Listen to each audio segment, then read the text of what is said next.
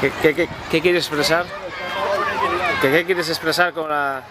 Las declaraciones que hizo Tito Lafusa de los atléticos, que son aficionados del Atlético de Madrid.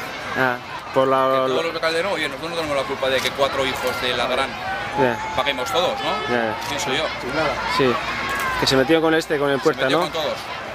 Nada, no, bueno, no solamente con la gente del Fondo Sur, se metió con todos los que son aficionados del Atlético de Madrid. Y no, de eso no. Yo no tengo nada en contra de la Real, por supuesto que no. Pero que no se metan con todos.